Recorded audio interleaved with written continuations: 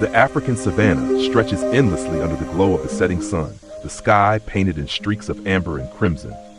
A warm breeze rustles the golden grass, carrying the distant calls of wandering wildlife. Silhouetted against the fading light, the elephant moves steadily, its massive frame swaying with each step. It has not forgotten. The baby rhino, the rescuers, the cruel snare, it remembers. Suddenly, a weak, ragged roar slices through the stillness. The elephant halts, ears flaring, trunk raised to catch the scent of distress. Another roar, this time fainter, a call for help. Turning sharply, the elephant follows the sound, pushing through dense thickets and dry riverbeds until it reaches the source, a deep, shadowed pit hidden beneath a cover of branches. Inside, a majestic male lion lies motionless, its golden mane caked with dust. Its powerful frame is sprawled awkwardly, muscles weak from exhaustion. Its amber eyes flicker open, locking onto the elephant's, a silent plea. The elephant reaches its trunk down, searching for a way to lift the lion, but the walls of the pit are too steep. The ground is dry and loose, crumbling under its weight. It cannot do this alone. A deep, rumbling trumpet pierces the air. The elephant's call for aid. It turns swiftly, knowing exactly where to go.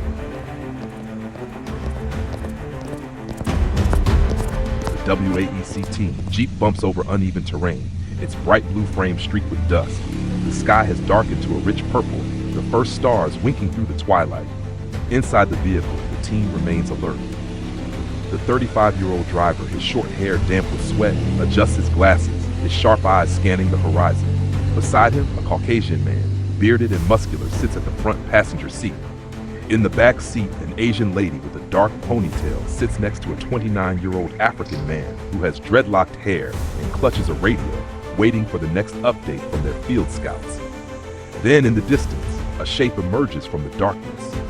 The elephant, charging toward the Jeep, its massive body kicking up clouds of dust, its trunk raised, trumpeting loudly. The driver slows, exchanging a knowing glance with his team leader, the Caucasian man.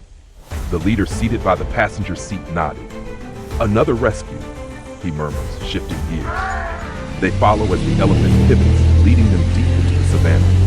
As the Jeep pulls up to the hidden trap, the headlights wash over the scene. The lion's tired, piercing gaze, the gaping pit, and then a flicker of movement in the shadows. A group of men stands at a distance, their figures partially obscured by the tall grass. Their rifles glint under the moonlight, their hushed voices barely audible over the nighttime hum of insects. Poachers. They had set this trap for the lion by covering the hole they dug and covering it with grasses, and now they were here to claim their prize.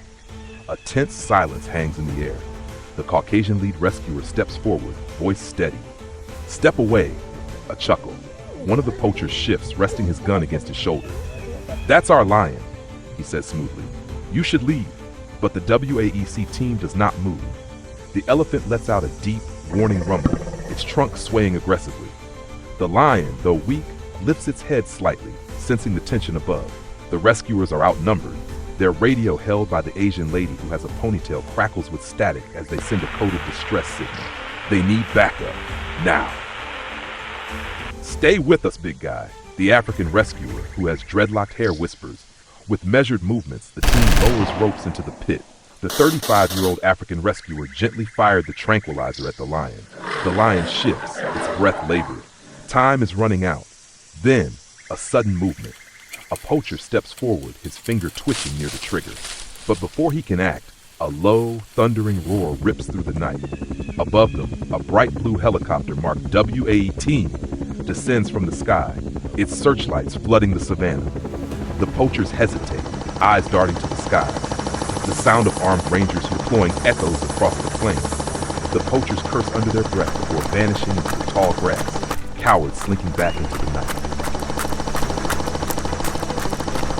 The helicopter's rotor blades send ripples through the grass as reinforcements secure the area.